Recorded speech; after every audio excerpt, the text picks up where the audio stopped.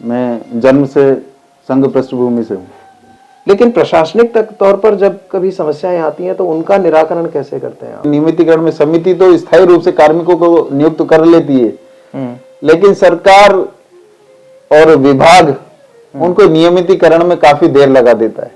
स्वयंसेवक होने की वजह से आपको टारगेट किया गया था? गहलोत सरकार के बीच में हमने हमारे प्रदेश की ग्राम सेवा सहकारी समितियों के 5 कार्मिकों को खोया है। क्या उम्मीद करते हैं आप राजस्थान राज्य सरकार से? नियोक्ता निर्धारण का विषय रखा हुआ है, जिसके माध्यम से प्रदेश की ग्राम सेवा सहकारी समिति के कार्मिकों का नियोक्ता निर्धारण हो। इन सारी भागदौड़ और संघर्ष के बीच में क्या परिवार को आप पर्याप्त समय दे पा रहे हैं, या मन में एक टीस है कि परिवार को समय नहीं दे पाता? कि ये जो संपूर्ण सहकार परिवार है, ये संपूर्ण सहकार परिवार ही मेरा परिवार है। अगर संपूर्ण परिवार सुखी है तो मेरा परिवार सुखी है।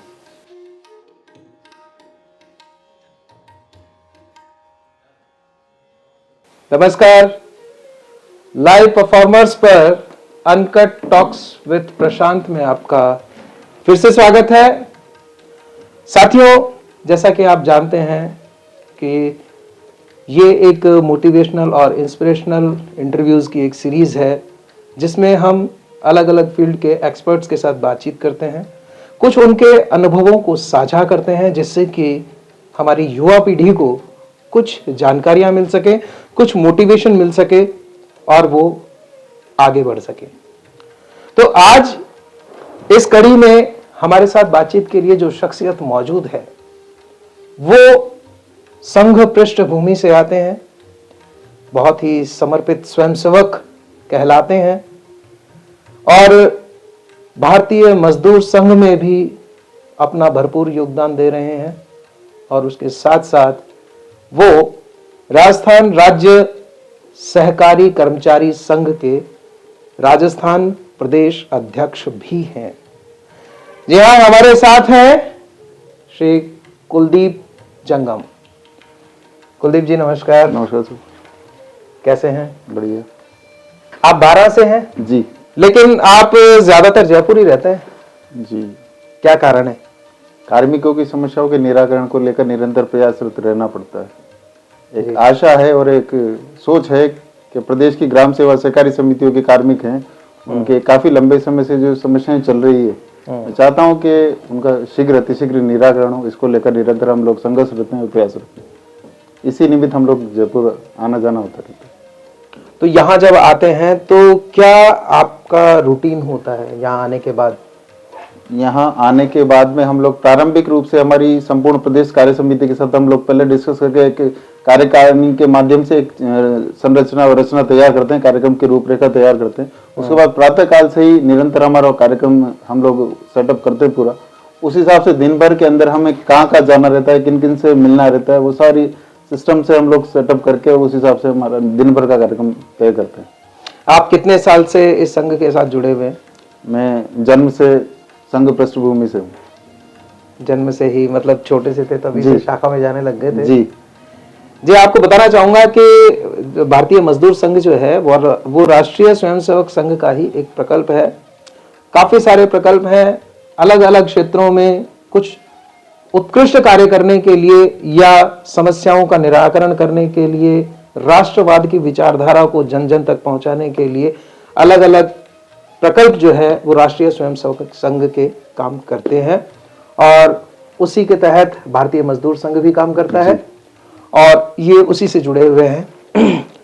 तो कुलदीप जी, अभी जिस पद पर आप हैं, राजस्थान राज्य सहकारी कर्मचारी संघ, तो इस संघ में आमतौर पर आपकी क्या गतिविधियां रहती हैं और क्या आगे की सोच है आपकी? जी, प्रदेश में लगभग 8000 ग्राम सेवा सहकारी समितियों के माध्यम से लगभग 22000 हमारे कार्मिक वर्तमान में कार्यरत हैं। इन 22000 कार्मिकों के माध्यम से दिन रात मेहनत करके हमारे धरातल पर एक किसान के चूल्हे चौकी तक पहुंच वाली, जो मैं आपको बताना चाहूंगा, उसके माध्यम से लगभग 38 लाख परिवारों तक हमारे 22000 कार्मिकों की पकड़ होती है, जिसके माध्यम से वो दिन रात सेवा करके उनकी सेवा में राजस्थान सरकार की जो फ्लैगशिप योजनाएं होती है, चाहे वो केंद्र सरकार की हो चाहे राज्य सरकार की हो, जी उनको मूर्त रूप देने में, धरातल पर उसकी क्रियान्विति कराने में अपना अहम योगदान ग्राम सेवा सहकारी समिति का कार्मिक देता है।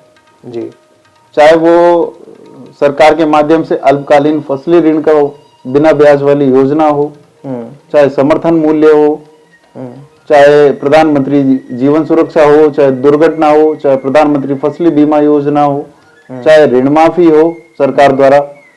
इस प्रकार से जितनी भी फ्लैगशिप योजनाएं जो सरकार लागू करती है, उनको धरातल पर ग्रामीण परिवेश के अंदर जो क्रियान्विति कराने में अपना अहम योगदान देते हैं, वो देते हैं ग्राम सेवा सहकारी समितियों के कार्मिक, जी जिनके माध्यम से सरकार की महत्वपूर्ण योजनाओं का ग्रामीण स्तर पर धरातल पर क्रियान्वयन होता है। जी किसानों से जुड़ी हुई कई योजनाएं हैं जी जो कि आप गांव-गांव तक पहुंचा रहे होंगे। जी तो ऐसी मुख्य कौन-कौन सी योजनाएं हैं जो जिन पर आप कार्य कर रहे हैं फिलहाल? अभी लगभग 38 लाख किसानों तक राजस्थान सरकार के माध्यम से बिना ब्याज के ब्याज मुक्त फसली ऋण, अल्पकालीन फसली ऋण का वितरण ग्राम सेवा सहकारी समितियों के माध्यम से राजस्थान प्रदेश में हो रहा है। लगभग 22,000 कार्मिक किसानों की सेवा में दिन रात लगे हुए हैं और उन 38 लाख परिवारों तक बिना ब्याज के फसली ऋण का वितरण किया जा रहा है। अभी भी भाजपा की सरकार के माध्यम से, सम्मानीय भजन लाल जी शर्मा साहब के माध्यम से, माननीय गौतम जी दत्त साहब हमारे सहकारिता मंत्री जी द्वारा गो पालन योजना का अभी क्रियान्वयन प्रारंभ हुआ है। उसके माध्यम से 1 लाख रुपए तक बिना ब्याज के किसानों को गोपालन योजना के माध्यम से ऋण का वितरण किया जा रहा है। वो भी किसानों के लिए एक अहम और महत्वपूर्ण योजना साबित हो रही है। अच्छा, अभी तक का जो कार्यकाल भाजपा सरकार का अभी राजस्थान प्रदेश में है, उससे क्या राजस्थान के ग्रामीण संतुष्ट हैं या कहीं ना कहीं उनके मन में कोई टीस है? संतुष्ट के लिए तो मैं आपको बताना चाहूंगा, वैसे तो लगभग जो समस्या है उनका शीघ्र निराकरण को लेकर भी राज्य सरकार प्रयासरत है। केंद्र सरकार भी उसमें जो यथा योग्य सहयोग होता है वो कर रही है। लेकिन अभी भी कुछ ऐसे संशोधन है जो राज्य सरकार को करने की, केंद्र सरकार को करने की महत्वपूर्ण आवश्यकता है, जिसके माध्यम से कुछ ऐसी योजना है जिनमें काफी कुछ अभी परिवर्तन होना चाहिए। जो अभी किसानों को आशा है कि निश्चित रूप से इस सरकार के कार्यकाल में वो परिवर्तन होंगे। जी, तो आपको, वैसे तो आप योजनाओं को जन जन तक पहुंचाने का प्रयास कर रहे हैं और बहुत ही मजबूती के साथ उन योजनाओं को आप पहुंचा भी रहे हैं। जी। आपकी पूरी टीम, आपका पूरा संघ जो है इसके लिए कटिबद्ध है।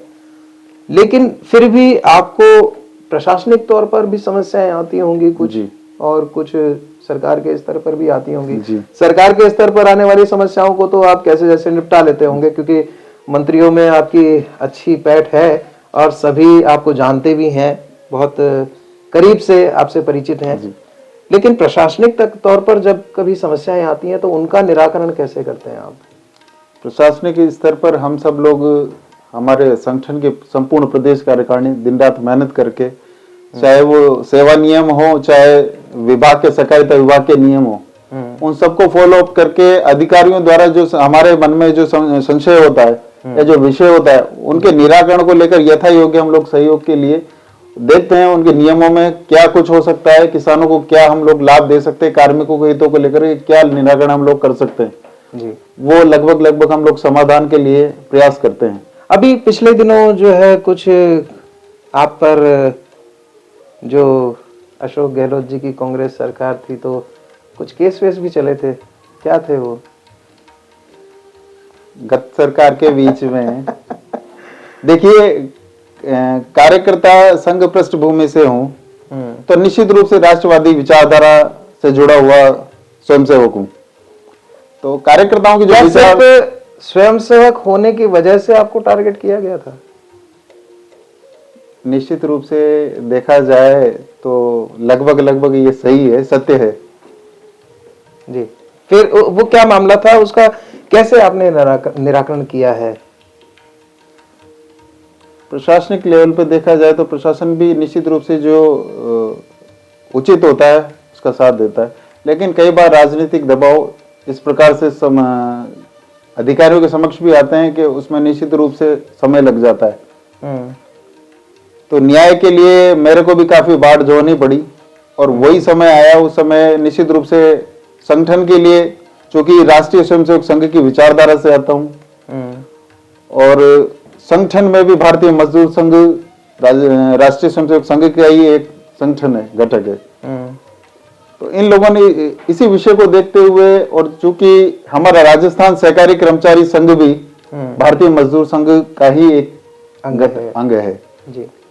जैसे जिस प्रकार से लगभग 22,000 कार्मिकों के बीच में राजस्थान सहकारी कर्मचारी संघ, जो कि भारतीय मजदूर संघ से 1989 से संबद्ध संगठन है जी, तो उस इकाई को जिस प्रकार से हम लोगों ने खड़ा किया और खड़ा करके मजबूती के प्रभाव के साथ में कार्मिकों को साथ में लेते हुए हम लोग आगे बढ़ा संगठन, और लगा इनको कि चूंकि 22,000 कार्मिक और 8,000 ग्राम सेवा सहकारी समितियों के माध्यम से लगभग 38 लाख परिवारों तक कार्मिकों की पकड़ होना, यह भी एक सबसे महत्वपूर्ण, और दिन रात सेवा में लगा होना कार्मिकों का, उनके बीच जुड़ाव, सरकार की महत्वपूर्ण योजनाओं का सीधा धरातल पर ग्रामीण परिवेश में क्रियान्वित, ये सब देख करके थोड़ा सा लगता है, और सरकार भी इस चीज को चाहती, लेकिन निश्चित रूप से उसमें देखा गया कि जो समस्याएं आई वो समय के साथ में परिवर्तन आया, और आज यथायोग्य जो न्याय की जो दरकार थी वो न्याय की दरकार पूरी हुई,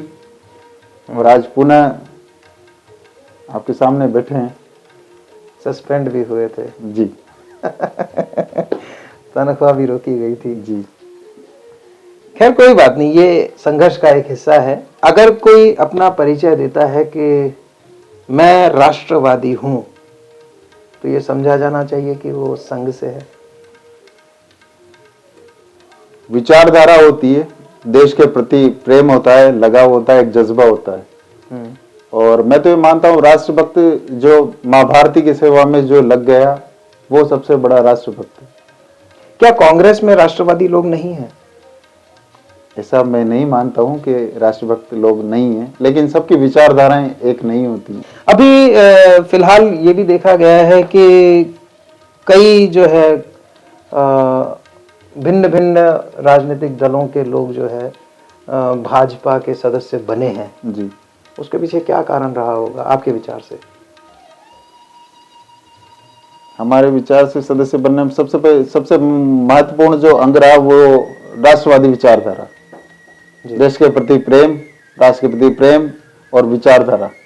चुनाव के बाद नहीं, चुनाव से पहले भी जो है ये सदस्यता अभियान जो है वो चालू हो गए थे, और देखा गया है कि कई मीडिया भी जो है इस बात को कवर कर रही थी कि फलानी जगह जो है इतने कांग्रेस के लोगों ने जो है भाजपा की सदस्यता ली, इतने समाजवादी पार्टी के लोगों ने भाजपा की सदस्यता ली, और कई अलग अलग दलों की जो है ये जानकारियां सामने आई थी।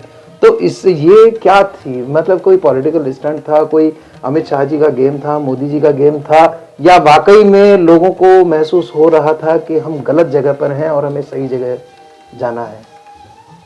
जो परिवेश और आज के युवा पीढ़ी के अंदर जो भाव जागृत हुआ राष्ट्रभक्ति का, और जिस प्रकार से राष्ट्र सेवा के लिए निरंतर प्रयास हो रहे हैं, उन सबको देखकर निश्चित रूप से उसी का ये समर्पण का भाव रहा, और उसी का ये उद्देश्य, उसी के माध्यम से आज जो प्रभाव दिख रहा है उसी का ही मौका है, जिसके माध्यम से आज संगठन में जो परिवर्तन, अमूलचूल परिवर्तन हुए, और जो आज के समय में युवा जिस प्रकार से आगे बढ़ रहे हैं, निश्चित रूप से उसी का वो प्रभाव। जी। तो आपका जो संघ है उसको सरकार का पूरा समर्थन मिल रहा है इस वक्त? विश्वास तो यही है। क्या उम्मीद करते हैं आप राजस्थान राज्य सरकार से? राजस्थान राज्य सरकार में जिस प्रकार से प्रदेश की ग्राम सेवा सहकारी समितियों के माध्यम से जो कार्मिक है, उनको आशा है कि राजस्थान की जो भाजपा सरकार है, और हम भी, आप कार्मिकों को भी ये बताया कि सरकार का समर्थक संगठन है, विचारधारा से जुड़ा हुआ संगठन है जी। तो हम भी आशा करेंगे कि कार्मिकों के हितों में निराकरण, ज्यादा से ज्यादा जो वर्षों से जो लंबित समस्याएं हैं उनका निराकरण हो, कार्मिकों के जो चाहे वो नियोक्ता निर्धारण का विषय हो, चाहे नियमितीकरण का विषय हो, कार्मिकों की जो प्रमुख समस्याएं हैं जिनकी वजह से आज के समय में जो कार्मिक जूझ रहे हैं, मैं चाहूंगा कि इस सरकार के कार्यकाल में उन समस्याओं का निवारण हो, सम्मानीय भजन लाल जी शर्मा साहब, माननीय मुख्यमंत्री जी हमारी समस्याओं का निराकरण करें। माननीय गौतम कुमार जी तक सहकारिता मंत्री जी हमारी समस्याओं का निराकरण करें। जो समस्याएं वर्षों से जायज मांगे हैं उन मांगों का निश्चित रूप से राजस्थान सरकार हमारा समस्याओं का निराकरण करेगी, ऐसी हमें आशा है। ये जो संविदा कर्मी हैं, इनके बारे में क्या आपका संघ कुछ सोचता है कभी? जी, निश्चित रूप से सोचते हैं। और कार्मिकों को लेकर के नियमितीकरण वाला जो विषय आ रहा है वो इसीलिए आ रहा है कि नियमितीकरण में समिति तो स्थायी रूप से कार्मिकों को नियुक्त कर लेती है, लेकिन सरकार और विभाग उनको नियमितीकरण में काफी देर लगा देता है। ये एक प्रमुख समस्या है, इसका समय समय पर निदान होना चाहिए।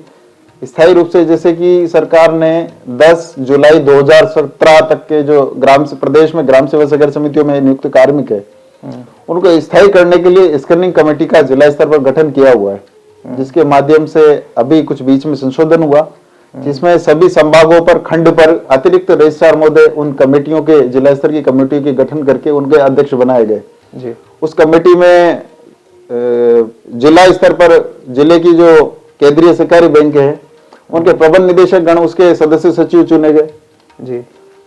उप रजिस्ट्रार महोदय उसके सदस्य हैं जी। ग्राम सेवा सहकारी समिति के अध्यक्ष महोदय उसमें सदस्य हैं। इस प्रकार से कमेटी का गठन किया गया है। उस कमेटी के माध्यम से कार्मिकों को स्थायी किया गया है। तो अभी वैसे संविदा कर्मियों के बारे में ये भी कहा जाता है कि संविदा कर्मी ऐसे बंधुआ मजदूर हैं जिनका आज तो है लेकिन कल कुछ पता नहीं है। इस बात को कैसे देखते हैं आप? निश्चित रूप से चिंता का विषय तो है ही सही। जिन कार्मिकों को संविदा स्तर के ही नहीं सभी लोगों के प्रदेश में देखा जाए तो स्थिति काफी चिंताजनक है। मैं आपको गत सरकार की ओर लेके चलूं पीछे, तो गत सरकार के समय कांग्रेस की सरकार थी अशोक गहलोत जी साहब की जी। उस गहलोत सरकार के बीच में हमने हमारे प्रदेश की ग्राम सेवा सहकारी समितियों के 5 कार्मिकों को खोया है। 5 कार्मिकों का खोने का कारण रहा हमारा आर्थिक तंगी से जूझना और उनका आत्महत्या करना। काफी चिंता का विषय रहा। संगठन ने काफी रोष भी प्रकट किया, सरकार के समक्ष रखा भी सही। कई हम लोगों ने पूरे प्रदेश के अंदर इतिहास में पहली बार रहा होगा जब संपूर्ण राजस्थान प्रदेश के एक जिले, एक कोने और एक ग्रामीण स्तर से राजस्थान सरकार को ज्ञापन पहुंचा और उस ज्ञापन के माध्यम से समस्याओं के निराकरण की मांग रखी गई कि माननीय मुख्यमंत्री महोदय जी हमारे प्रदेश के अंदर लगभग 5 ग्राम सेवा सहकारी समितियों के व्यवस्थापकों, सहायक व्यवस्थापकों ने आर्थिक तंगी से जूझते हुए आत्महत्या तक कर ली जी। ये काफी चिंता का विषय है, इसका निराकरण किया जाए। प्रदेश की ग्राम सेवा सहकारी समितियों में नियुक्त कार्मिकों को 2-2 साल तक वेतन नहीं मिलता। एक आपको बताना चाहूंगा कि एक प्रातःकाल जो मजदूर आता है, दिहाड़ी मजदूर, वो भी सुबह प्रातः 9 बजे 10 बजे काम पर आता है, शाम को 5 बजते हैं। 5 बजे जब सूर्यास्त के पहले जब वो घर पर जाता है वो मजदूर, तो 5 बजे उसको भी उसके दिहाड़ी को से जो मजदूरी करने जो आता है मजदूर, उसको शाम को निश्चित रूप से जो भी उसका मेहनताना है वो मेहनताना उसको दे दिया जाता है। 5 बजे वो भी अपने घर परिवार के, चाहे वो उसके बालक हो बालिका हो, उसका जो घर पीछे भूखा परिवार बैठा रहता है, उसको एक आस होती है कि पीछे मेरे पिताजी, मेरे भाई मेरे ये आएंगे और हमारे लिए भरण पोषण के लिए कुछ लेकर के आएंगे जी। लेकिन आज चिंता का विषय है कि आज प्रदेश की 38 लाख किसानों की सेवा करने वाले इस ग्राम सेवा सहकारी समितियों के कार्मिक को 2-2 साल तक वेतन नहीं दिया जाता। 2 साल किसे कहते हैं? आप अगर 1 दिन 2 दिन अगर किसी के पास अगर खाने के लिए पैसा नहीं होगा, वो 2 साल कैसे अपने परिवार की आजीविका चला रहा होगा, कैसे क्या कर रहा होगा, क्या स्थिति होगी कि किस प्रकार से अपने बेटे बेटियों को पढ़ा रहा होगा, उसके बूढ़े माता पिता बुजुर्ग होंगे उनका किस प्रकार से इलाज कर रहा होगा, उसके परिवार के बालक बालिका की किस प्रकार से उस शिक्षा को कैसे क्या कर रहा होगा। इस प्रकार से काफी सारी चिंताएं समस्याएं रहती हैं जो मेरे समझ भी रही। मेरे परिवार में देखा जाए मैं काफी गरीब स्तर से निकला हुआ परिवार का बालक हूं। मैंने देखा है आपका वो समय भी और चिंता इसलिए मैंने खुद ने अनुभव किया है जब मुझे भी 2 साल तक वेतन नहीं मिला था। मेरे परिवार में मेरे माता पिता के साथ में घर में पत्नी है, एक बेटा है छोटा, एक बेटी है, सब कुछ है। लेकिन सबसे बड़ी चिंता उनको पढ़ाई शिक्षा दीक्षा कैसे पूरी की जाए जब 2 साल तक वेतन नहीं दिया जाए। मेरी माँ है, वो हृदय रोग से पीड़ित है, उनके इलाज के लिए भी हम लोगों को पैसे की आवश्यकता पड़ती है नियमित रूप से। किस प्रकार से मैं अपने माता पिता की सेवा के लिए, उनकी गोली दवाई के लिए, इलाज के लिए, किस प्रकार से वेतन के लिए और परिवार के लिए, दैनिक आवश्यकताओं की पूर्ति के लिए किस प्रकार से गुजारा मैंने किया 2 साल, वो मुझे पता है किस प्रकार से मेरे दिन निकले हैं। तो ये विषय है। अब मैं, जब मेरी स्थिति ये है तो मैं मेरा जैसे ही अपने दूसरे हमारे सहकार बंधुओं को मानता हूं, उनकी भी वही स्थिति होगी। जो पीड़ा मेरे को सहन करने को आज मिल रही है, वही पीड़ा पूरे राजस्थान के प्रदेश की ग्राम सेवा सहकारी समितियों के कार्मिकों को मिल रही होगी। बिल्कुल। तो एक प्रदेश की ग्राम सेवा सहकारी समिति का एक निचले स्तर की इकाई सहकारिता विभाग की, उस ग्राम सेवा सहकारी समिति के कर्मचारी की क्या स्थिति हो रही है, किस प्रकार से उसको भोजन के लिए, 2 वक्त की रोटी के लिए कितना जूझना पड़ रहा है, उसके बेटे बेटियों की शिक्षा दीक्षा किस प्रकार से हो रही होगी, उसके बुजुर्ग माता पिता का इलाज किस प्रकार से हो रहा होगा, उसकी जो दैनिक आवश्यकताओं की पूर्ति है वो किस प्रकार से कर रहा होगा, इन समस्याओं का निराकरण कैसे होगा। ये पीड़ा काफी निश्चित रूप से निराकरण होने लायक है, जिसको राजस्थान सरकार को सोचना चाहिए, भारत सरकार को सोचना चाहिए। और हमारी समस्याओं को जायज मांगे हैं साहब, वाजिब मांगे, इनका निराकरण सरकार को करना चाहिए। आज हम आपसे बातचीत कर रहे हैं लाइव परफॉर्मर्स पर, तो उसके पीछे एक सबसे बड़ा कारण ये भी है कि जो समय अभी आपने बताया, जो 2 साल आपने निकाले हैं जी, उन 2 सालों का साक्षात गवाह मैं खुद भी हूं। और दर्शकों, मैं आपको बताना चाहूंगा कि ये वो समय था जब इनकी इच्छा आत्महत्या करने की भी हुई थी। इन्होंने खुद मुझे बताया था और समस्या का समाधान चाहते थे, लेकिन हम मनोबल बढ़ाने के अलावा कुछ नहीं कर सकते थे। और इनकी मैं इस मामले में भूरी भूरी प्रशंसा करना चाहूँगा कि इन्होंने खुद उस विकट परिस्थिति का सामना किया और खुद अपनी ही समस्या का सामना नहीं किया, जबकि राजस्थान प्रदेश भर के जितने भी कार्मिक हैं उनके लिए भी इन्होंने एक जबरदस्त लड़ाई लड़ी, सरकार और प्रशासन के सामने खड़े हो गए, नौकरी तक अपनी गंवा दी और आज हमारे सामने हैं और बहुत मजबूत स्थिति में आज हैं। कह सकते हैं कि ये संघर्ष की जीत है। अभी एक अवैध भर्ती वाला कुछ मामला चल रहा था, जिसको लेकर आप अशोक गहलोत जी के पास भी कई बार आए, उनको भी ज्ञापन दिए। वो क्या था पूरा मामला, थोड़ा सा स्पष्ट करें। जी विषय मैं बताना चाहूंगा उस विषय को लेकर के। राजस्थान सहकारी कर्मचारी संघ के माध्यम से हम लोगों ने संपूर्ण राजस्थान प्रदेश में संपूर्ण कार्य का बहिष्कार किया ग्राम सेवा सहकारी समिति के कार्मिकों द्वारा। उस संपूर्ण कार्य बहिष्कार के संघर्ष की जीत हुई जी। और राजस्थान सरकार के सहकारिता विभाग ने भी उस संघर्ष को माना, जिसके माध्यम से ग्राम सेवा सहकारी समितियों में जो 10 जुलाई 17 से पूर्व के जो लगे हुए कार्मिक थे, उनके नियमितीकरण को लेकर के रजिस्ट्रार महोदय सहकारी समितियां राजस्थान द्वारा आदेश जारी किया गया जी। और उस आदेश के माध्यम से लगभग 3000 कार्मिकों का नियमितीकरण किया गया जी। प्रदेश के अंदर। नियमितीकरण करना संगठन की एक विजय मानी गई, लेकिन नियमितीकरण निश्चित रूप से अगर वास्तविकता में धरातल पर जिनका होना चाहिए था उनका किया जाए तो उचित, और जिनका नहीं होना चाहिए था उनका भी हो जाए तो अनुचित, थोड़ा सा हमारे लिए पीड़ादायक रहा। क्योंकि जिनका नहीं होना चाहिए था उनसे तो कोई ना कोई लाभ लेकर ही उनको नियमित किया गया होगा। निश्चित रूप से ये बात भी आप जो कह रहे हैं वो सत्य है। सत्य होने का भी प्रमुख रूप से विभिन्न समाचार पत्रों के माध्यम से लगभग प्रदेश के 10 सहकारिता विभाग के अधिकारियों का जी जांच के घेरों में आना, जी, जांच में उनका इससे कहीं ना कहीं जुड़ाव होना, स्क्रीनिंग के माध्यम से नियमितीकरण में ऐसा ये सब कुछ होना, इसमें निश्चित रूप से अनुचित तरीके से लाभ दिलवाना साबित कर रहा है जी। और संगठन ने इस बारे में राजस्थान सरकार तक भी मांग की जी। वर्तमान सरकार को भी हम लोगों ने कहा ठीक है, स्क्रीनिंग के लिए संगठन प्रयासरत था और कार्मिकों का स्क्रीनिंग के माध्यम से नियमितीकरण करना वाजिब है जी। जिन कार्मिकों को वर्षों से जो सेवा दे रहे हैं उन कार्मिकों का भविष्य नियमितीकरण के लिए जो आज बाट जोड़ रहे हैं उनका नियमितीकरण होना चाहिए जी। लेकिन उस नियमितीकरण के अंदर अनुचित रूप से जिन कार्मिकों का नियमितीकरण वंचित रखा गया और उनकी जगह जिन लोगों का होना था, उन लोगों को पीछे धकेल देना ये न्याय संगत नहीं है जी। इस स्क्रीनिंग में नियमितीकरण कार्यक्रम के माध्यम से रजिस्ट्रार महोदय ने सभी जिलों के अंदर केंद्रीय सहकारी बैंकों को निर्देशित किया कि आपको इसी समय के अंदर ये निश्चित दिनांक में स्क्रीनिंग की बैठक बुलाते हुए कार्मिकों का नियमितीकरण करना है जी। सभी जिला स्तर पर जिला केंद्रीय सहकारी बैंकों के माध्यम से नियमितीकरण की प्रक्रिया प्रारंभ की गई जी। प्रक्रिया के माध्यम से सभी कार्मिकों के दस्तावेज संलग्न करके जमा करवाए गए, लेकिन उसकी पीड़ा ये रही कि जिन कार्मिकों का नियमितीकरण करना था उस पीड़ा के अंदर ये रहा कि जिनका नियमितीकरण करना था उनका तो किया नहीं, उनका किया नहीं और जिनका नहीं करना था उनसे कुछ लाभ लेकर के उनका कर दिया गया।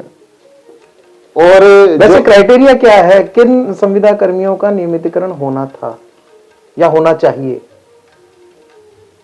मूलतः इस चीज के अंदर जो प्रदेश की ग्राम सेवा सहकारी समितियों में जो नियुक्त कार्मिक हैं जो 10 जुलाई 2017 से पूर्व के लगे हुए हैं जी, स्क्रीनिंग के समय जो स्नातक शिक्षा पूर्ण करते हो 33 वर्ष तक, 21 से 33 वर्ष उसमें बताया गया था जी, लेकिन उसका एक निश्चित रूप से आकलन ये नहीं किया गया आयु सीमा का कि वो स्क्रीनिंग के समय हो या नियुक्ति के समय हो। तो हमने उसके अंदर जब उसके समस्या का निराकरण ये था कि स्क्रीनिंग काफी लंबे समय बाद हुई, तो वो जहां तक आयु तो बढ़नी है, रुकनी तो है नहीं, तो नियमितीकरण में आयु के अंदर जो था उसकी वजह से भी कई समस्याएं आई। कहीं ना कहीं कई सारी समस्याओं के माध्यम से इन लोगों ने रोकने के लिए तो कई विषय रखे, जिसमें विचारधारा को भी इस स्क्रीनिंग नियमितीकरण प्रक्रिया में साथ में जोड़ा गया जी, जिसके माध्यम से कई कार्मिकों को वंचित किया गया। संघ विचारधारा का है तो इसको नहीं रखना, इसको नियमित नहीं करना, क्या सही है? ऐसा भी हुआ है जी, ये वास्तविकता है। हाँ। और दूसरा विषय रहा कि जो जूनियर थे आज वो कार्मिक सीनियर हो गए जी, और जो कार्मिक सीनियर थे वो जूनियर हो गए वर्षों से, जिसको आज 17 साल कार्मिक को सेवा देते हुए प्रदेश में ग्राम सेवा सहकारी समिति के माध्यम से कार्य करते हुए हो गए हैं। अब 17 साल बाद उसको बोल रहे हैं कि जब आप लोग लगे थे उस समय आपकी आयु 20 वर्ष थी, जब आप काम करने लगे जब आपकी आयु 20 वर्ष थी, 19 वर्ष थी या 18 वर्ष थी, ऐसा तो 18 वर्ष 19 वर्ष या 20 वर्ष में जब वो लगा था कार्मिक, तो कार्मिक तो कभी भी लग सकता है ना कार्य करने के लिए। जी बिल्कुल, अपने परिवार के गुजारे के लिए बसारे के लिए वो तो कहीं ना कहीं तो जाके काम तो करेगा ना। और उस समय जब समितियों के माध्यम से समिति के अध्यक्ष ने उसको उस समिति के अंदर नियुक्ति दी है, कार्य करते हुए उसको 16 साल 17 साल 20 साल हो गए हैं, अब उसको बोलते हो कि आप जब लगे थे आप उस समय 18 साल थे, 19 साल थे या 20 थे या 21 थे, 21 नहीं थे, 21 के होते तो आपको रख लिया जाता है। अब आज वो 21 वाला 33 वर्ष का हो गया, जो 18 वर्ष की आयु में समिति के अंदर लगा था आज वो 33 वर्ष का हो गया। अब 18 की आयु वाला अगर 33 में अगर उसका नियमितीकरण आज 33 वर्ष की आयु के समय जब होने जा रहा है, तो उसको ये कहकर के उस गेट पर ही रोक दिया जाता है कि जब आज तो आप ठीक है पात्रता रख रहे हैं, 33 वर्ष आयु है, आप स्नातक भी पूर्ण है, अब हर तरीके से क्राइटेरिया में आ रहे हैं, लेकिन जब आप समिति के अंदर कार्य करने लगे थे तो आपकी आयु 18 वर्ष थी। ये कौन सा प्रश्न आ गया भाई? जब आप लगे थे आज आपको 17 साल 18 साल हो गए, 18 साल बाद आप बोल रहे हैं आपका नियमितीकरण नहीं होगा क्योंकि जब आप लगे थे तो आप 18 साल के थे। अरे भाई, भारत सरकार में और राज्य सरकार के अंदर जब मत देने का अधिकार जब 18 वर्ष की आयु में दे दिया जाता है, तो जब मतदान का 18 वर्ष की आयु में है तो फिर इसको 18 से 40 इसको क्यों नहीं किया जा रहा? जब राजस्थान सरकार और भारत सरकार के सभी विभागों के अंदर नियमितीकरण भर्ती के लिए जो प्रक्रिया है उसमें आयु सीमा 18 वर्ष से 40 वर्ष की हुई है, तो फिर हमारे सहकारिता विभाग के माध्यम से जो ग्राम सेवा सहकारी समितियों का जो सेवा नियम बना है इसके अंदर 21 से 33 क्यों किया हुआ है? ये भी देखा जाता है कि आमतौर पर जो है कई लोग जो है 15-15 साल भी हो चुके हैं संविदा पर काम करते हुए, और उससे भी ज्यादा समय हो चुका है कईयों को जी, लेकिन उनका नियमितीकरण नहीं हुआ है। तो क्या सरकार उनको भी नियमित करने जा रही है या उनके मामले में भी कुछ आयु का पंगा आने वाला है? समस्या है आयु वाली। आयु सीमा शिथिलता को लेकर के संगठन निरंतर प्रयासरत है। हम लोगों ने आज भी माननीय सहकारिता मंत्री महोदय से चर्चा की है इस विषय में। तो हमने उस विषय में नियमितीकरण स्क्रीनिंग प्रक्रिया के माध्यम से जो अभी स्क्रीनिंग का जो हम लोग संगठन मांग कर रहा है, उसमें आयु सीमा 18 वर्ष से 40 वर्ष के अनुसार करते हुए स्क्रीनिंग की जाए। उसकी आयु सीमा की पात्रता, स्क्रीनिंग में आयु सीमा में शिथिलता प्रदान की जाए और 10 जुलाई 2017 तक प्रदेश की ग्राम सेवा सहकारी समितियों में नियुक्त सभी जो समिति में लगा था उस समय 18 वर्ष से और 40 वर्ष की आयु में जो लगे हैं, उन सभी कार्मिकों का स्क्रीनिंग के माध्यम से नियमितीकरण किया जाए। जी। प्रदेश की सभी ग्राम सेवा सहकारी समितियों के समस्त कार्मिकों का नियमितीकरण हो, ऐसा हम लोगों ने अभी माननीय मंत्री महोदय को मांग में विषय रखा है और हम संगठन इस चीज के लिए निरंतर प्रयासरत है और प्रयासरत रहेगा जहां तक ये नियमितीकरण प्रक्रिया में 10 जुलाई 17 तक के समस्त कार्मिक जो समितियों में नियुक्त हुए थे, उन सभी कार्मिकों का जहां तक नियमितीकरण नहीं हो जाता, संगठन निरंतर प्रयासरत रहेगा। बहुत बढ़िया। और इसके अलावा अपनी क्या कुछ योजनाएं आगे संघ को लेकर आपने बना रखी हैं अभी? द्वितीय मांग बिंदु में हम लोगों ने नियोक्ता निर्धारण का विषय रखा हुआ है, जिसके माध्यम से प्रदेश की ग्राम सेवा सहकारी समिति के कार्मिकों का नियोक्ता निर्धारण हो। जी। हम किसके कार्मिक हैं? सहकारिता विभाग के, राजस्थान सरकार के, केंद्र सरकार के, केंद्रीय सहकारी बैंक के, उसका निर्धारण होना चाहिए। जी। इस मांग को लेकर के गत सरकार के समय वसुंधरा राजे जी की सरकार थी, तत्कालीन उस समय पर भाजपा की सरकार के समय में, पिछली सरकार में सम्मानीय मुख्यमंत्री जी थी वसुंधरा राजे जी, उनके द्वारा नागौर जिले में जब हमारे तत्कालीन सहकारिता मंत्री हुआ करते थे डेगाना से अजय सिंह जी किलक साहब जी, जो अभी भी विधायक हैं। जी जी बिल्कुल। उनके कार्यकाल में माननीय सहकारिता मंत्री जी के समय माननीय मुख्यमंत्री जी थी वसुंधरा राजे जी, उनके द्वारा नागौर पहुंचकर एक विशाल कार्यक्रम के माध्यम से, उस कार्यक्रम में ग्राम सेवा सहकारी समितियों के कार्मिकों का नियोक्ता निर्धारण में कॉमन कैडर की घोषणा की गई राजस्थान सरकार द्वारा। जी। उस कॉमन कैडर की पत्रावली भी चली, सब कुछ हुआ, लेकिन अंततः ये हुआ कि चुनाव आए, चुनाव के बाद में सत्ता परिवर्तन हुआ और आज तक उस कॉमन कैडर की पत्रावली का पता नहीं, वो कॉमन कैडर की फाइल किस दिशा में दौड़ रही है। जी। तो नियोक्ता निर्धारण हो और कॉमन कैडर भी अगर आता है तो कार्मिकों के हितों में होगा, कार्मिकों की समस्याओं का निराकरण होगा। उनकी काफी सारी समस्याएं हैं जिसकी वजह से आज वो जूझ रहे हैं। आज 15 साल, 20 साल, 30 साल कार्मिकों को हो जाता है ग्राम सेवा सहकारी समितियों में अपनी सेवाएं देते हुए। कई जिलों में ऐसी समस्याएं आती है कि ग्राम सेवा सहकारी समिति के कार्मिकों को वहां के संबंधित संचालक मंडल अथवा समिति के अध्यक्ष अपनी हठधर्मिता की वजह से उसको बाहर का रास्ता दिखा देते हैं। जी। इसके कारण उसके पारिवारिक समस्याएं भी आती है, आर्थिक स्थिति भी चिंताजनक हो जाती है। जिस व्यक्ति को ग्रामीण परिवेश में धरातल पर ग्राम सेवा सहकारी समिति के माध्यम से उस पंचायत, ग्राम पंचायत में सेवा देते हुए 15-15, 20-20 साल हो जाते हैं, उसके बाद अपने स्वयं के स्वार्थ के लिए, निजी हितों के लिए अगर कोई किसी कार्मिक को बाहर का रास्ता दिखा दे तो ये काफी चिंता का विषय है। ऐसा नहीं होना चाहिए।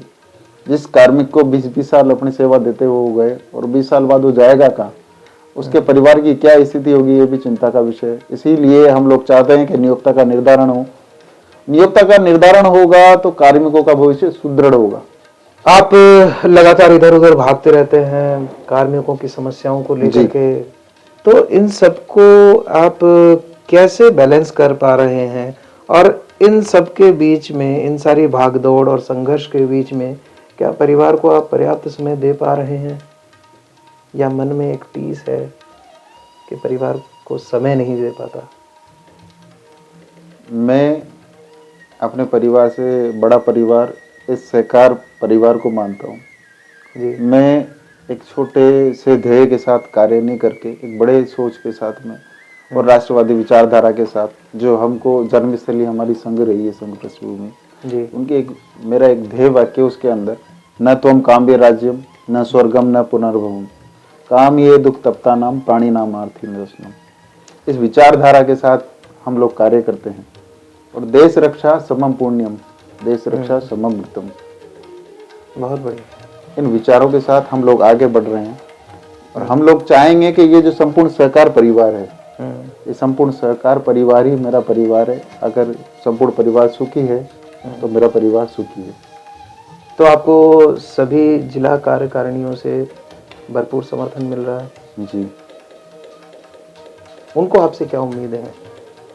उम्मीदें नियमितीकरण, नियोक्ता निर्धारण, सेवा नियमों में संशोधन, हमारी जो कार्मिकों का जो ऋण पर्यवेक्षक के पदों पर जो 100% पदोन्नतियां होती है वो पूरी की जाएं, या हमको अभी बैंकिंग असिस्टेंट के पद पर जो सेवा नियम और आदेश लागू किए हैं उसमें 20% बैंकिंग असिस्टेंट के पदों पर आरक्षण दिया गया, उसकी जल्द से जल्द क्रियान्विति हो।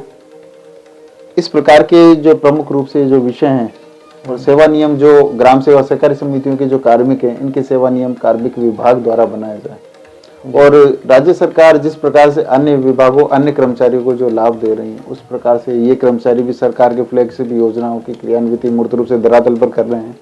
इन सबका लाभ कार्मिकों को हो, ऐसी सभी कार्मिक अपेक्षाएं रखते हैं और हम लोग भी प्रयास करते हैं। मैं मेरे सहकार परिवार के लिए जितना अच्छा से अच्छा प्रयास कर सकूं, उनकी समस्याओं का निराकरण कर सकूं। यदि मेरे जीवन में और मेरे कार्यकाल में ऐसा कुछ होता है तो मैं अपने जीवन को सौभाग्यशाली मानूंगा कि मैंने मेरे सहकार परिवार के लिए कुछ अच्छा करने में अपना एक महत्वपूर्ण नींव का पत्थर बनने का प्रयास किया। मोदी जी अपने भाषणों में आमतौर पर कहते हैं कि मेरे पास क्या है, झोला उठा लूंगा, चल दूंगा। तो क्या आप भी उसी तरीके से चलते रहते हैं इधर उधर? क्योंकि आपके पास भी गिनती के कुछ 1-2 जोड़ी कपड़े होते हैं झोले में, और संघ का ही झोला होता है वो जी। सहकार भारती राजस्थान या फिर संघ राष्ट्रीय स्वयंसेवक संघ का जो थैला आता है। तो क्या आप भी मोदी जी की तरह ही उसी विचारधारा के साथ आगे बढ़ते हैं, या आप कहीं ना कहीं अपने परिवार के बारे में भी एक सॉफ्ट कॉर्नर लेके चलते हैं? मैंने आपको बताया ना, कार्य मेरे सहकार बंधुओं का समस्याओं का निराकरण मेरी प्राथमिकता है। इसलिए मुझे जैसे ही जितना भी समय सेवा के लिए हमारी, मैं खुद कार्मिक हूँ, उसकी समस्याओं के लिए हम लोग वहां की सेवा देने के बाद जो हम लोगों को अवकाश मिलता है या जो समय निकलता है बीच का, उस समय को हम लोग संगठन को देने के लिए भरसक प्रयास करते हैं। उसको समर्पण के रूप में हम लोग राष्ट्र सेवा के रूप में या मेरे संगठन की सेवा के लिए हम लोग उस समय को निकालते हैं जी। और जितना भी हमसे प्रयास होता है उतना हम कार्मिकों के लिए वो समय देने के लिए यथा योग्य प्रयास करते हैं। एक बात कही जाती है कि कभी भी राष्ट्रीय स्वयंसेवक संघ कुछ नहीं करता, लेकिन संघ के जो स्वयंसेवक हैं वो सब कुछ करते हैं जो कि राष्ट्र के लिए हितकारी है। सही है? जी बिल्कुल सत्य है। सहकारी कर्मचारी संघ की जो आपकी टीम है या परिवार है जी, उसके प्रति आप समर्पित होकर काम कर रहे हैं जी। या और भी कोई दायित्व आप निभाना चाहते हैं? दायित्व तो सामाजिक सरोकार का तो जीवन शुरू से रहा है। जन्म से जब संघ पृष्ठभूमि से आते हैं तो हमारी विचारधाराएं वही है, और सामाजिक जीवन में निश्चित रूप से जो भी दायित्व दिए जाते हैं, संगठन जो भी दायित्व देता है उसको अपनी दायित्व को और जिम्मेदारी को निर्वहन करने का पूरा प्रयास करते हैं। राजस्थान सहकारी कर्मचारी संघ की संपूर्ण कार्यकारिणी, जिसकी नींव 16 सितंबर 2021 को माँ करणी की पावन धरा देशनोक पर रखी गई थी जी। माँ करणी के आशीर्वाद से आज संपूर्ण प्रयास प्रदेश की कार्यकारिणी दिन रात यथा योग्य जो भी सरकार बंधुओं के हितों को लेकर के जो भी प्रयास होते हैं जी, वो करने का भरसक प्रयास करती है। और एक एक प्रदेश का एक एक पदाधिकारी दिन रात ये चिंतन करता है कि मेरे प्रदेश का सहकार बंधु किस प्रकार से इन समस्याओं का निराकरण करके आगे बढ़े। इसको लेकर के संपूर्ण प्रदेश कार्यकारिणी का यह परिवार आज लगा हुआ है। आप देखिए कि कड़ाके की सर्दी के बीच भी आप जयपुर में प्रदेश की ग्राम सेवा सहकारी समितियों के इस परिवार से जो प्रदेश कार्यकारिणी आती है, चाहे वो श्री गंगानगर हो, चाहे बीकानेर की पावनधरा हो, चाहे भरतपुर हो, चाहे झालावाड़ हो, चाहे बूंदी हो, चाहे बारां हो, कोटा हो, इस प्रकार से चाहे जोधपुर हो, अलग अलग विविध जिलों से आज कड़ाके की सर्दी के बीच हमारे प्रदेश कार्यकारिणी के एक एक पदाधिकारीगण सामने बैठे हैं।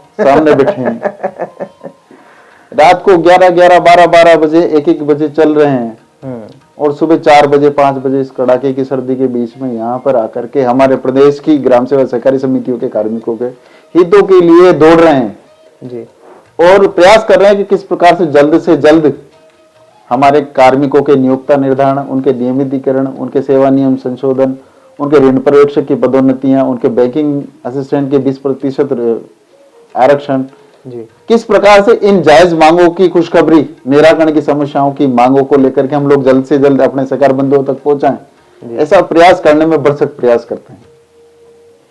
आपके संगठन को हृदय से नमन करता हूं और सभी कुछ साथी साथ में हैं जी, और आपको भी मैं नमन करता हूं, आपकी सेवाओं को नमन करता हूं, जो इतनी सर्दी में भी आप लोग जो है इस प्रकार अपना परिवार छोड़कर यहाँ संघर्ष करने के लिए मौजूद है। आपकी जो टीम है संगठन में बहुत प्रेम और सामंजस्य है, इसको बनाए रखने के लिए भी आप कुछ कार्यक्रम करते रहते हैं या सिर्फ ऑनलाइन जुड़े हुए रहते हैं तो उसी से ही काफी कुछ हो जाता है? इन विषयों को लेकर के समय समय पर संगठन संघ द्वारा जो भी दिशा निर्देश दिए जाते हैं उस हिसाब से योजनाओं के आधार पर उन योजनाओं की मूर्त रूप से क्रियान्विति राजस्थान सहकारी कर्मचारी संघ समय समय पर करता है, चाहे वो अभ्यास वर्ग हो, चाहे प्रशिक्षण वर्ग हो, चाहे कार्यकर्ताओं का धरातल पर किस प्रकार से उनको योजनाओं को उनका किस प्रकार से प्रशिक्षण के माध्यम से उनको तैयार करना है, उनकी पृष्ठभूमि, उनकी विचारधारा, उनके शैली, वो सब चीज़ों पर समय समय पर जब भी प्रशिक्षण अभ्यास वर्ग या बैठकों का आयोजन किया जाता है उसके माध्यम से सब कुछ हम लोग करने का प्रयास करते हैं। कुलदीप जी, आपके पास एक पुलिंदा भी है जी, कुछ जानकारी है जो साझा करना चाहते हैं? जी, बताइए। संगठन के माध्यम से आज हम लोग सम्माननीय मुख्यमंत्री जी के निवास पर जाकर के आज उनके विशेष अधिकारियों से हम लोगों ने एक ज्ञापन के माध्यम से समस्याओं का निराकरण की मांग राजस्थान सरकार से की है जी। इस मांग पत्र के माध्यम से हम लोगों ने माननीय मुख्यमंत्री महोदय को दिनांक 10 जुलाई 2017 तक राजस्थान प्रदेश की ग्राम सेवा सहकारी समितियों में नियुक्त कार्मिकों की वर्तमान में जारी स्क्रीनिंग प्रक्रिया में आयु सीमा में शिथिलता के कारण वंचित कार्मिकों की स्क्रीनिंग समिति में नियुक्ति के समय आयु सीमा 18 वर्ष से 40 वर्ष के अनुसार कर समस्त कार्मिकों का स्क्रीनिंग के माध्यम से स्थायीकरण करने की मांग की है। राजस्थान प्रदेश की समस्त ग्राम सेवा सहकारी समितियों के कार्यरत कार्मिकों का नियोक्ता निर्धारण करते हुए बैंक कर्मचारी, राज्य कर्मचारी अथवा कॉमन कैडर अथॉरिटी लागू की जाए। उसी प्रकार व्यवस्थापकों का सेवा नियम 2022 में जो बना था उसमें संशोधन करते हुए व्यवस्थापकों के सेवा नियम कार्मिक विभाग द्वारा बनाए जाए और सेवा नियमों में संशोधन हेतु सुझाव एवं सलाहकार समिति में संगठन को भी प्रतिनिधित्व दिया जाए, ऐसी हम लोगों ने उसमें भी मांग की। उसी प्रकार वर्षों से कार्यरत व्यवस्थापकों सहायक व्यवस्थापकों में से पदोन्नति के रूप में केंद्रीय सहकारी बैंकों में ऋण पर्यवेक्षक के रूप में पदोन्नति दी जावे।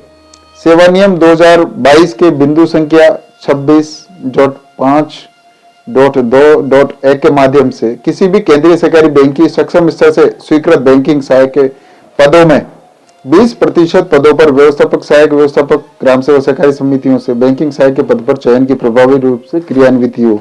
इस संबंध में कार्यालय रजिस्ट्रार सहकारी समिति राजस्थान जयपुर के आदेश क्रमांक 15/18 सवेरा B2 2005 सेवा नियम कमेटी 08317 दिनांक 8 अक्टूबर 2024 जारी किया जा चुका है।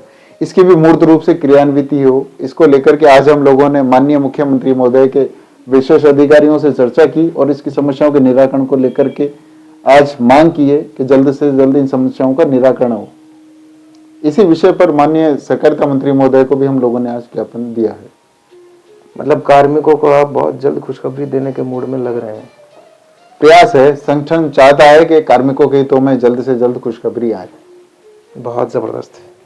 आपकी जो सेवाएं हैं वो अतुलनीय हैं। कार्मिकों के लिए जो आप लड़ाई लड़ रहे हैं, लगातार संघर्ष कर रहे हैं, उसके लिए आपको सैल्यूट करता हूं। और कुछ ऐसी बात जो मैं पूछ नहीं पाया या आप बताने से चूक गए, तो अब बता दीजिए।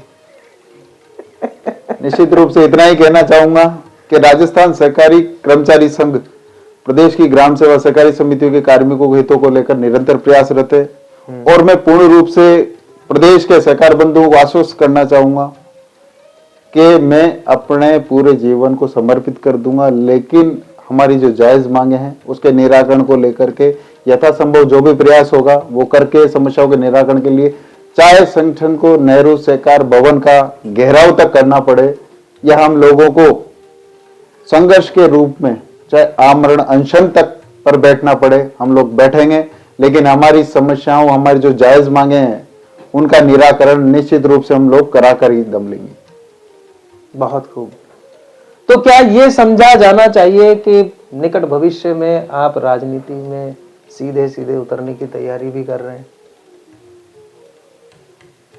ऐसा अभी कोई विचार नहीं है, लेकिन अगर संघ की तरफ से आपको निर्देशित किया जाता है कि कुलदीप जंगम जी आप चुनाव लड़िए, तो क्या आप तैयार होंगे? ये विषय काफी अभी समय के अनुसार जो भी होगा उस समय देखा जाएगा। अभी इस विषय में बोलना उचित नहीं होगा। बहुत ही डिप्लोमेटिक जवाब दिया गया है और सधा हुआ जवाब है। तो दर्शकों, ये थे हमारे साथ श्री कुलदीप जंगम, जो कि राजस्थान राज्य सहकारी कर्मचारी संघ के राजस्थान प्रदेश अध्यक्ष हैं।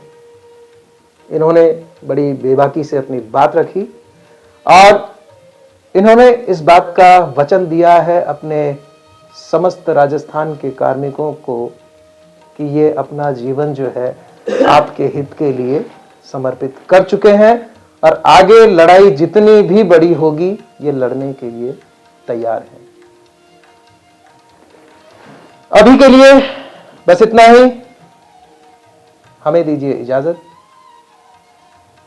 लेकिन जाते जाते आपसे यह अनुरोध कि अगर वीडियो अच्छा लगे तो लाइक करें, अपने साथियों के साथ शेयर करें और चैनल को सब्सक्राइब करना ना भूलें। धन्यवाद।